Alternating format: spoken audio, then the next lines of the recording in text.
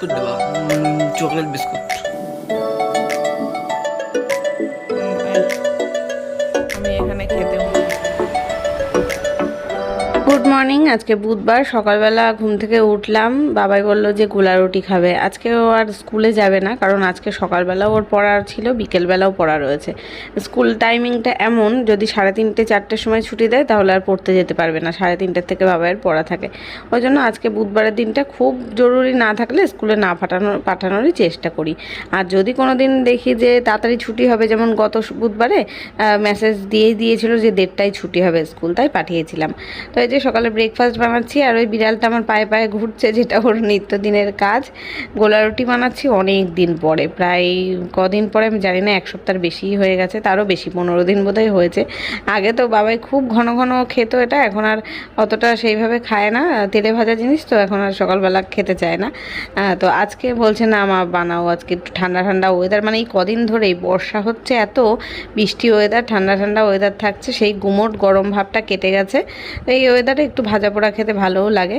তো আমিও ভাবছি চায়ের সাথে এটাই ব্রেকফাস্ট করে নেব, তারপরে বাদবাকি কাজকর্ম রান্নাবান্না এসব করব।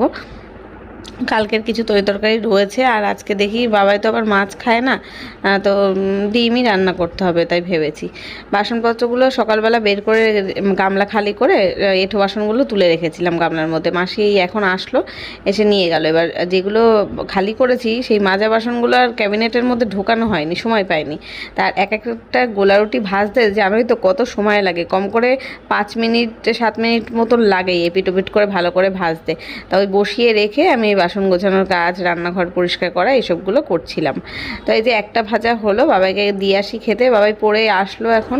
আজকে আমি সকালবেলা উঠে বাবাই আসার অপেক্ষা করছিলাম, পড়ে মানে আসবে, তারপরে কিছু বানাবো ব্রেকফাস্ট। আমি চাও খাইনি, ওই জন্য একবারে ভাবলাম চা ব্রেকফাস্ট একসাথেই করব। তবে কি ঘরে বিছানা তোলা, ঘর গোছানো, যা পরিষ্কার পরিচ্ছন্ন করা, তারপরে জামা কাপড় গোছানো, সব যা সকালে কাজ করি সেগুলো সব আগেই করে নিয়েছিলাম। আর এখন এই যে বসে বসে চা খাচ্ছি, প্রায় 11টা বেজে গেছে, তারপরে চা খেলাম আজকে।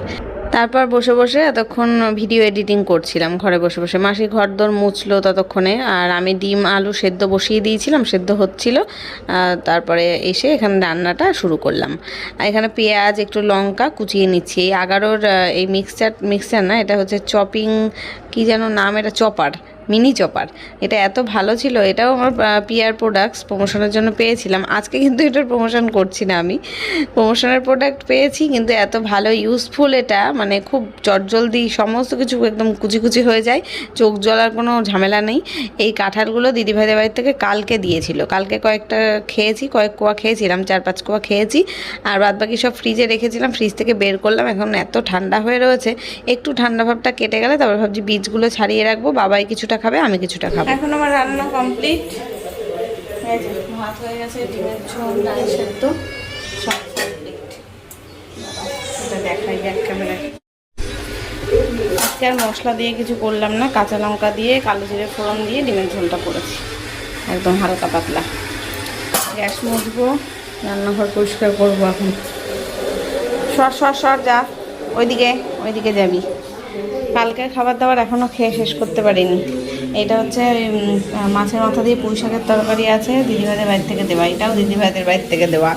ওটা এই চিচিঙ্গা, এই কী বলে, ওলের ডাটা বোধহয়। আর এই যে মাছ রয়েছে এখনও।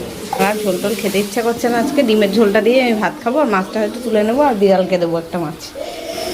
লাস্ট প্রায় 1 বছর হবে যে রান্নাঘরটা পরিষ্কার করেছি। পুজো আসলে 1 বছর হবে। পুজোর আগে প্রত্যেকবার আমি ঘর সারা বাড়ি ডিপ ক্লিনিং করি।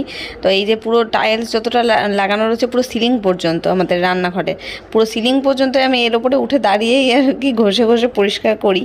তো সেটা না, এখন দেখছি কেমন দেয়ালটা হলুদ হলুদ হয়ে আসছে। আবার তো পুজো আসবে 2-3 মাস পর, ধরো এখন আবার নোংরা নোংরা হয়েছে, কিন্তু এখন ভাবলাম এখন আর ডিপ ক্লিন করবো না, আবার সেই পুজোর আগেই করবো। তবে আজকে এই দেয়াল টেয়ালগুলো যতটা আমার হাত যায় নিচে দাঁড়িয়ে চিমনি পর্যন্ত সাবান দিয়ে একটু পরিষ্কার করলাম, গ্যাস মুছলাম, গ্যাস টেবিলটা মুছলাম, মুছে পরিষ্কার করে নিলাম।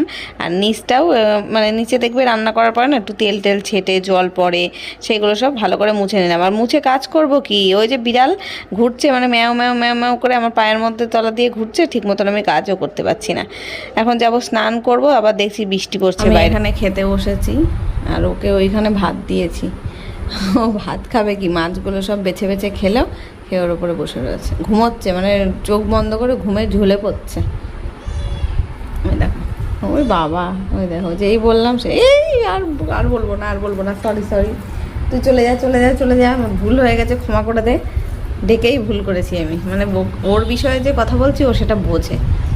ব্যাস শুরু হলো, পায়ের বেড়ে উঠে যাচ্ছে, নাইটি ধরে টানছে।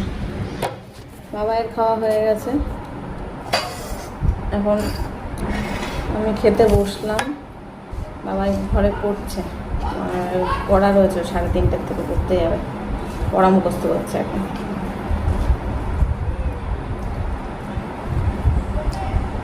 পায়ের তলায় এসে বসে রয়েছে।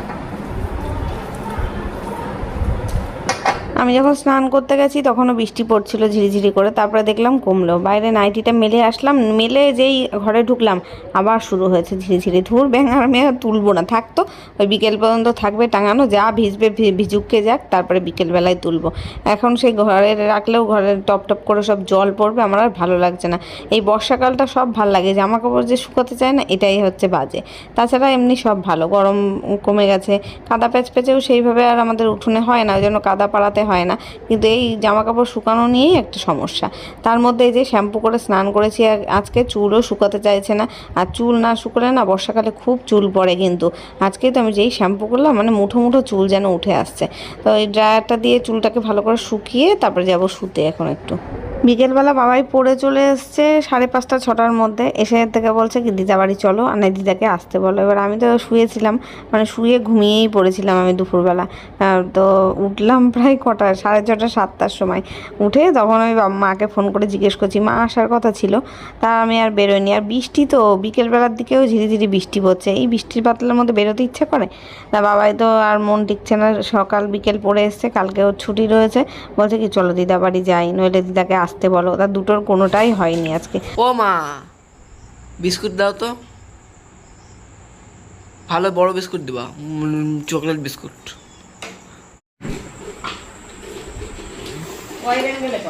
বলো না।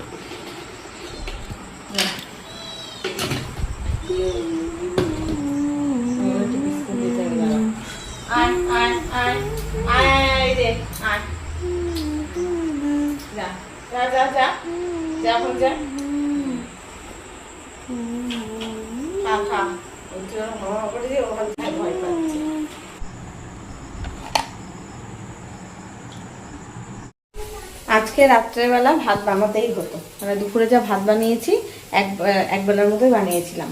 তো রাতের জন্য ডিম যা কারেন্ট গেল, যা এই লাইটটাও তো জ্বলবে না। সবে ভিডিওটা স্টার্ট করেছি, দেখেছো, ফ্ল্যাশ জ্বালাই।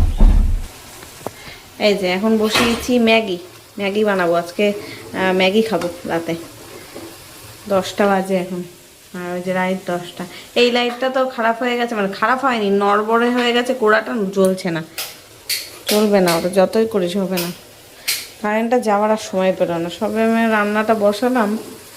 রাত্রে আজকে ডিনারে খাবো ম্যাগি, আর ডিমের ঝোলের থেকে ডিমগুলো তুলে নেব, নিয়ে এটা দিয়েই খাবো। আর হচ্ছে কটা বানিয়েছি বলো তো, এখানে 6টা না 8টা মতন বানিয়েছি, 8টা। এর মধ্যে ডিম দেবো, একটু পেঁয়াজ দেবো, লঙ্কা দেবো, দিয়ে ভাজা ভাজা করে ম্যাগি বানাবো। ভাত আর আজকে বসালাম না। এই বাবা, এই নেটের ঝুড়িটা তোলতো, তাড়াতাড়ি আয়, নেটের ঝুড়িটা দেখতো কোথায়, অন্ধকারে দেখা যায় কিছু, দেখ ওই ওই যে এই 5 মিনিট।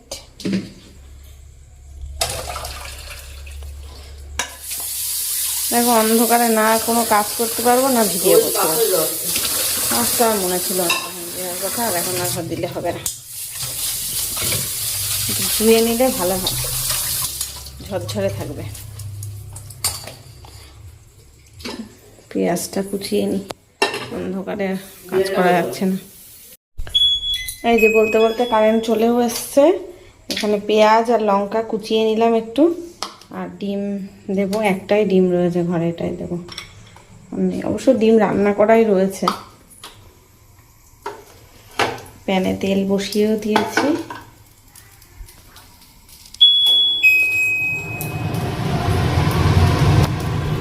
আজকে ডিনারের আইডিয়াটা সম্পূর্ণ বাবাইয়ের। ওই বলছিল মা আজকে না ভাত খাবো না, অন্য কিছু বানাও।